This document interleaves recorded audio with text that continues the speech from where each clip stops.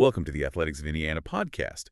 Today we're going to talk about the Hoosiers' 2025 football season, specifically zeroing in on those crucial first four games. Yeah, looking ahead after, such a massive 2024. Exactly. I mean, 11-1, the playoff appearance, Curtis Rourke almost grabbing the Heisman. Wild stuff. But 2025, different story. Tougher schedule, Rourke's gone, lots of new faces. And that pressure, right, to show last year wasn't some kind of fluke. Mm-hmm. So our job today really is to look at these first four opponents, see how IU matches up, and make some predictions. We're looking at everything returning guys, stats, betting lines, you name it, giving you the full context. Okay, let's get into it. The non-conference part first. Week 1 is Old Dominion, then Kennesaw State, then Indiana State.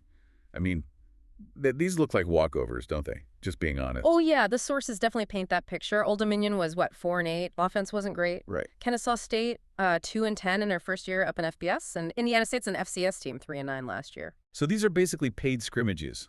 Get the kinks ironed out. Pretty much. They're definitely set up for Indiana to, dominate. But they're important strategically. How so? Beyond just getting a W. It's crucial for the new QB, Fernando Mendoza, the transfer from Cal. He threw for 3,000 yards last year, but he needs reps with these guys. Like Surratt and Omar Cooper Jr., the returning receivers? Exactly. Get that timing down. And it lets Coach Cignetti test out defensive looks. Remember, their run defense was elite last year, only gave up like 15, 16 points a game. Okay, fair enough. But still, predictions are like 45-10, 52-7, 49-3. If they don't win by 40, something's wrong. It almost feels a bit unfair. Maybe. But think about the O-line, too. 3 starters back, but they need that game action together. It's about building that chemistry before the Big Ten hits. Right. Okay. Which brings us to Week 4, Illinois. Now, this is where it gets interesting. Definitely a step up. Illinois is kind of pegged as a potential dark horse, right? They went 9-4 last season. Yeah, and they get quarterback Luke Altmaier back, plus their entire offensive line returns. That's huge. It really is stability there. Now, the source material, it predicts a tight one. Indiana pulling off a 27-24 upset win. No, close battle. Yeah, makes sense. Be a T. Here's where I got to push back a little. My controversial take, maybe. Yeah.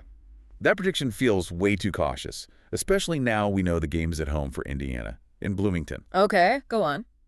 Look at Indiana's record against the spread last year. 8-1 as an underdog. They thrive in that spot. And with home field, I just don't see it being a field goal game. I think IU wins this by double digits, 10 points, maybe more.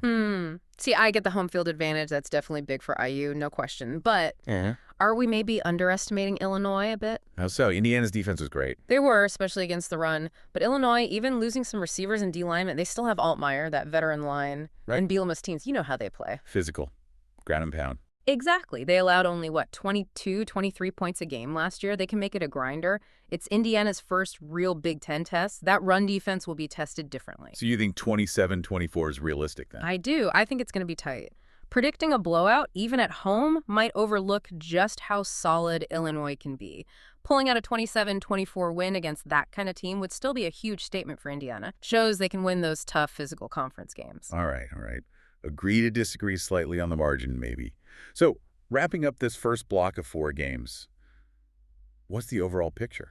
Well, based on everything, it looks like a 4-0 start is very much in the cards for Coach Cignetti. Yeah, you've got those projected big wins, 45-10 over ODU, 52-7 against Kennesaw State, 49-3 over Indiana State, and then that predicted nail-biter against Illinois, 27-24. It sets a really positive tone. New quarterback, defense hopefully still dominant. But the big question it leaves you, the listener, with is this. Okay, they handled this early slate, but how does this revamped roster, this confidence, hold up against the rest of the Big Ten? The deeper waters. That's where the real challenge lies. Can they sustain it when the talent level ramps up consistently? Great point. We'll have to see. Join us next time as we keep tracking the Hoosiers' 2025 journey and dive into the next set of games.